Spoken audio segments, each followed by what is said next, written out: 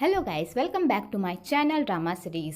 पिछले एपिसोड की कहानी आपको पिछले वीडियो में बता चुकी हूँ, जिसका लिंक आपको मेरे वीडियो सेक्शन में मिल जाएगा। पिछले एपिसोड में हमने देखा था कि आगे यामिनी की माँ लाल चांद को देखकर पूरी तरह डर जाती है और अपने पति से कहती है, हमारी बेटी कुछ महीनों में 25 साल की हो जाएगी और मुझे हमारी बेटी के लिए बहुत डर लग रहा है। पुजारी जी ने हमसे कहा था यामिनी जैसे ही 25 साल की हो जाएगी उसके साथ कुछ ऐसा होगा जिसके बारे में हम सोच भी नहीं सकते। मेरा मन बहुत घबरा रहा है यामिनी को लेकर। तो यामिनी के पापा कहते हैं मुझे भी बहुत डर लग रहा है, लेकिन पुजारी जी ने हमें कहा है ना कि वो हमारी हेल्प करेंगे। इधर यामिनी सोई हुई होती है और नागरानी अनावंदी मीना से बदला लेने के लिए उसके घर जाती है और मीना पर कुछ जादू टोना करती है जिससे उसका शरीर पूरी तरह जलने लगता है। तो यामिनी पूरी तरह पागल हो जाती है और अपने माँ पापा के पास आती है। तो उसके माँ पापा यामिनी की ऐसी हालत देखकर तो पूरी तरह परेशान हो जाते हैं कि तभी वहाँ पर नागरानी अनावंदी आती है। तो यामिनी के पापा कहते हैं तुम कौन हो, आखिरकार तुमने मेरी बेटी के साथ क्या किया। तो नागरानी अनावंदी कहती है मैंने तुम्हारी बेटी के साथ वही किया जो इसने मेरे साथ किया है, इसे इसके पापों की सजा तो मिलकर ही रहेगी। तो यामिनी के पेरेंट्स नागरानी के सामने भीख मांगने लगते हैं कि वो उसकी बेटी की जान बख्श दे, पर नागरानी अनावंदी उनमें से किसी की भी नहीं सुनती और कहती है मेरी तुम लोगों से कोई दुश्मनी नहीं है, मेरी इस लड़की से दुश्मनी है और मैं इस लड़की से बदला लेकर ही रहूंगी। तो यामिनी के पापा नागरानी को रोकने की कोशिश करते हैं, पर नागरानी उन्हें ही मारकर बेहोश कर देती है कि तभी वहाँ पर बंटी आ जाता है और नागरानी पर हमला कर देता है। और बंटी यामिनी को कहता है कि वो जल्दी से पुजारी जी के पास जाए क्योंकि अब पुजारी जी ही हैं जो उसे बचा सकते हैं। तो यामिनी वहाँ से अपने आप को बचाकर भाग जाती है पुजारी जी के पास। तो नागरानी अनावंती मीना के पीछे पीछे मंदिर भी पहुँच जाती है और मीना को नागिन बनाने लगती है और कहती है 500 साल पहले तुमने जो मेरे साथ किया था उसका दंड अब तुम्हें मिलेगा। अब तुम भी मेरी तरह नागिन बनोगी और नागिन बनने के बाद तुम मेरी सेवा करोगी। तुमने इसी भोलेपन से और नाच गान से मेरे राजकुमार चाईवोंग को अपना बनाया था ना, अब मैं भी देखती हूँ वो तुम्हें ऐसे रूप में देखकर तुम्हें अपनाता है या नहीं। और नागरानी मीना को पूरी तरह नागिन बना ही रही होती है कि तभी वहाँ पर पुजारी आ जाते हैं और नागरानी अनावंदी को अपना ये तांडव बंद करने को कहते हैं, पर नागरानी अपना तांडव बंद करने से मना कर देती है और कहती है तू वही पुजारी है ना जिसने मुझे मंत्रों के साथ उस मूर्ति में बांधा था, मैं तुम्हें भी नहीं छोड़ूंगी। और नागरानी अनावंती उसे भी मारने लगती है, पर वो पुजारी अपनी जादुई शक्ति से अपने ऊपर एक ऐसी दीवार बना देता है जिसे नागरानी भी नहीं तोड़ पाती और बेचारी थक जाती है। आगे पुजारी नागरानी अनावंती को अपना बदला छोड़ने को कहता है, पर वो नहीं मानती। तो पुजारी मीना को नागरानी से बचाने के लिए उसके गले में एक लॉकेट पहना देता है जिससे मीना पूरी तरह नॉर्मल हो जाती है, पर वो बेहोश भी हो जाती है और नागरानी का कोई भी वार काम नहीं करता और बेचारी खाली हाथ वहाँ से चली जाती है। पर वो जाते टाइम कहती है मेरा बदला यहाँ पर नहीं रुकेगा, मैं वापस जरूर आऊंगी। और ये कहकर वो वहाँ से चली जाती है कि तभी वहाँ पर सारुत आ जाता है और यामिनी की ऐसी हालत देखकर पूरी तरह शॉक्ड हो जाता है। आगे सारुत उसे अपने घर लेकर जाता है और उसकी देखभाल करता है। आगे जब मीना को होश आता है तो वो पूरी तरह डरी हुई रहती है और अपने शरीर को देखती है कि कहीं उसके शरीर में फिर से वही निशान तो नहीं है, पर उसके शरीर में कोई निशान नहीं रहता। तो बेचारी राहत महसूस करती है। आगे सारुत यामिनी से पूछता है कि आखिरकार उसके साथ क्या हुआ, पर यामिनी उसे कुछ भी नहीं बताती कि तभी वहाँ पर यामिनी के माँ पापा आ जाते हैं और यामिनी को सही सलामत देखकर वो लोग राहत महसूस करते हैं। तो यामिनी के पेरेंट्स पुजारी से पूछते हैं कि हमें उस नागरानी से कैसे छुटकारा मिलेगा, हम हमारी बच्ची को उस नागिन से कैसे बचा पाएंगे। तो पुजारी जी कहते हैं जब तक ये लॉकेट मीना के गले में है तब तक वो नागिन उसका कुछ भी नहीं बिगाड़ पाएगी, लेकिन हमें आने वाली मुसीबतों के लिए तैयार होना पड़ेगा क्योंकि वो नागिन इस तरह चुप नहीं बैठेगी। वह सारुत ये सब बातें सुनकर पूरी तरह हैरान होता है और उन लोगों से पूछता है कि आखिरकार ये सब क्या चल रहा है। तो बंटी कहता है अभी तक हम खुद समझ नहीं पा रहे कि हमारे साथ क्या हो रहा है, तो हम तुम्हें क्या बताएं, लेकिन नागरानी होती है। और बंटी ये कहकर वहाँ से चला जाता है। तो बेचारा सारुत ये सब सुनकर तो पूरी तरह हैरान होता है कि आखिरकार ये सब चल क्या रहा है। इधर नागिन मोड़ा नागरानी को कहती है क्या आप अपना बदला नहीं छोड़ सकती, अगर आपने अपना बदला लिया तो आप पुनर्जन्म नहीं ले पाएंगी। तो नागरानी अनावंती कहती है मैंने इतने साल तपस्या पुनर्जन्म लेने के लिए नहीं किया, बल्कि उन लोगों से बदला लेने के लिए किया है जिन्होंने मेरे साथ बुरा किया है। मैं उन लोगों को नहीं छोड़ूंगी, तिल तिल कर मारूंगी। अगले दिन उस खंडर की न्यूज़ चारों तरफ फैल जाती है। वहाँ पर पुलिस भी आ जाती है और सारे लोगों को उस खंडर से बाहर निकालती है। दूसरी तरफ रीचा को भी उस खंडर की न्यूज़ को कवर करने के लिए उस गाँव में बुलाया जाता है। तो रीचा उस न्यूज़ को कवर करने के लिए जा ही रही होती है कि तभी वहाँ पर रीचा के पापा आते हैं और रीचा को कहते हैं, तुम न्यूज़ कवर करने के लिए जा रही हो तो अच्छे से जाना और अपना ख्याल भी रखना। और रीचा के पापा रीचा को एक अंगूठी देते हैं उसकी सेफ्टी के लिए। तो रीचा वो अंगूठी लेकर वहाँ से चली जाती है। आगे रीचा जैसे उस गांव में कदम रखती है तो उसकी गाड़ी खराब हो जाती है। इधर नागरानी अनाबंदी को रीचा की आने की खबर मिल जाती है और वो कहती है, इस बार मेरे सारे दुश्मन एक करके इसी गांव में आ रहे हैं।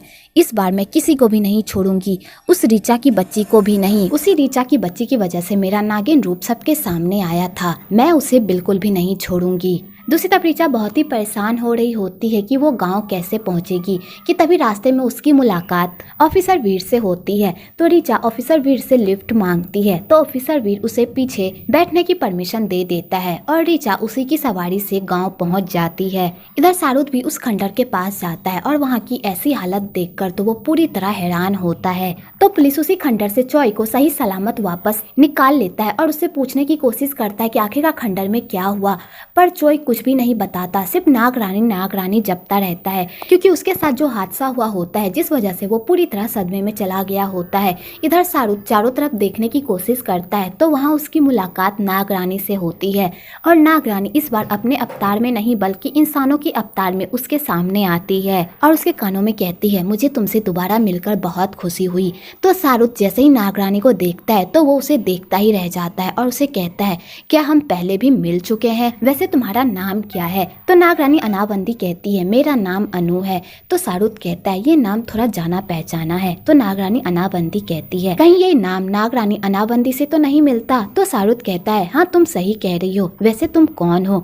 तो नागरानी अनाबंदी कहती है, बहुत जल्द तुम मुझे पहचान जाओगे कि मैं कौन हूँ। वैसे भी हमारे पास बहुत टाइम है एक दूसरे को जानने के लिए और बहुत जल्द तुम्हें सब कुछ याद आ जाएगा कि मैं कौन हूँ और तुम कौन हो। और जिस दिन तुम्हें ये सब याद आएगा उस दिन तुम्हें ये पछतावा होगा कि तुम्हें ये सब याद क्यों आया। तो शाहरुख ये सब सुनकर तो पूरी तरह हैरान होता है कि आखिरकार वो बक क्या रही है। और नागरानी अनाबंदी शाहरुख की आंखों में देखकर शाहरुख को पास्ट के बारे में थोड़ा कुछ बताती है कि तभी वहाँ पर शाहरुख के टीम मेंबर्स आ जाते हैं और नागरानी अनाबंदी वहाँ से गायब हो जाती है। तो शाहरुख ये सब देखकर और शॉक्ड हो जाता है कि आखिरकार वो लड़की गई तो गई कहाँ। आगे भी रीचा को उस गांव में लेकर आ जाता है तो वीर रीचा से बहुत ही रूडली बात करता है। तो रीचा कहती है, क्या तुम्हें किसी लड़की ने डंप किया है जो तुम सारी लड़कियों से नफरत करते हो? तो वीर कहता है, सारी लड़कियों को तो पता नहीं लेकिन मैं तुमसे बहुत नफरत करता हूँ।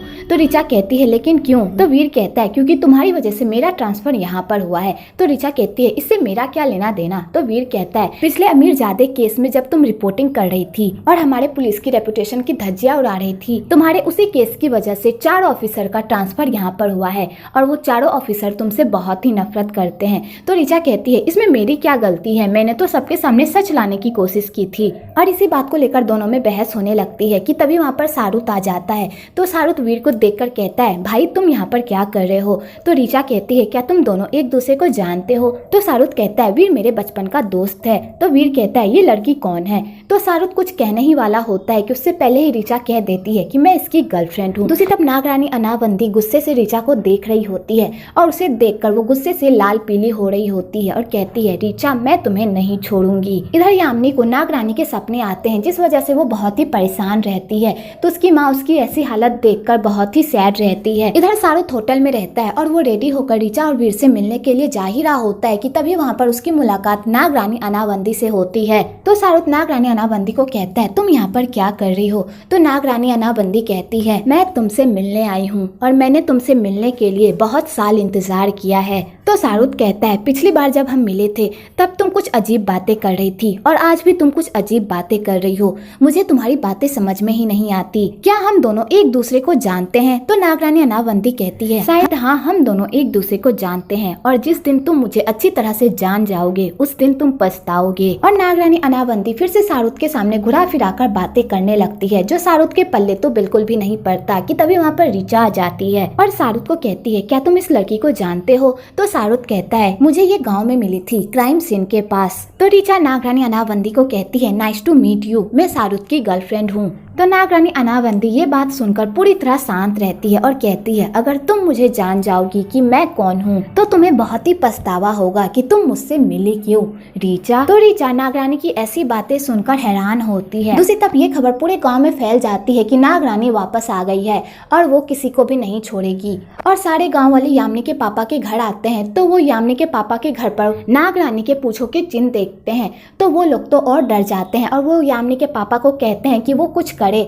अपने गांव को बचाए। पर यामिनी के पापा इस बात को ढकने की कोशिश करते हैं कि ऐसा कुछ भी नहीं है, कोई नागरानी वापस नहीं आई है। कि तभी वहाँ पर चोई आ जाता है, आग में घी डालने का काम करता है और कहता है ये आदमी झूठ बोल रहा है, मैंने खुद नागरानी को देखा है, वो बहुत ही डरावनी है, वो हम में से किसी को भी नहीं छोड़ेगी, इसलिए हमें उस नागरानी से बचने के लिए कोई ना कोई हल निकालना ही होगा। तो यामिनी के पापा कहते हैं तुमने जो करतूत की होगी उसी की वजह से तुम्हें ये दंड मिला होगा, इसमें नागरानी को घसीटने की कोई जरूरत नहीं है। तो चोई कहता है तुम अपनी बकवास बंद करो और चोई गांव वालों को उकसाने लगता है कि हमें कोई ना कोई कदम उठाना होगा नागरानी से बचने के लिए। आगे चोई एक अघोरी के पास जाता है तो अघोरी बिना कुछ जाने ही पहले ही समझ जाता है कि वो लोग किस काम के लिए आए हैं। तो अघोरी कहता है मैं तुम लोगों की हेल्प करूंगा, चलो। आगे वो चारों एक जगह बैठकर बातें करते हैं तो सारुत वीर से पूछता है क्या तुम्हें उस मर्डर के बारे में कुछ भी पता चला कि वो क्राइम किसने किया है। तो वीर कहता है मैं अभी पता लगा ही रहा हूँ, लेकिन उन लोगों की बॉडीज को देखकर लगता है कि उन्हें बहुत ही बेरहमी से मारा गया है और उन लोगों के साथ जो भी हुआ बहुत ही बुरा हुआ। मुझे बहुत ही अफसोस होता है कि उन लोगों की मौत इस तरह हुई। तो नागरानी अनावंदी कहती है वो लोग मरना ही डिजर्व करते थे, वो लोग जंगल में जाकर पशु पक्षियों को बेरहमी से मार रहे थे तो उनके साथ तो ऐसा ही होना चाहिए था। अच्छा हुआ उन लोगों की मौत इस तरह दर्दनाक हुई। लोगों को उनकी पापों की सजा आज न कल तो मिलनी ही होती है, देर से मिले या जल्दी मिले उन्हें अपने पापों की सजा तो भुगतनी ही होती है। तो उन लोगों को नागरानी अनावंदी की बातें कुछ अजीब लगती है। आगे नागरानी अनावंदी नागजीत को ऑर्डर देती है कि वो रीचा को जान से मार डाले, क्योंकि रीचा ही वही लड़की है जिसकी वजह से नागरानी अनावंदी की हंसती खेलती दुनिया उजड़ गई और उसी चुड़ैल की वजह से राजकुमार चाईवोंग ने मुझे नागिन रूप में देखा था। मैं उसे कभी भी माफ नहीं कर सकती, उसे उसके पापों की सजा तो मिलनी ही चाहिए। तो नागजीत डोलारे डोला करते हुए रीचा के रूम में जाता है। तो नागजीत रीचा को मारने के लिए उसके रूम में जाता है और अपना बड़ा सा मुंह फैलाकर रीचा को हपकने लगता है।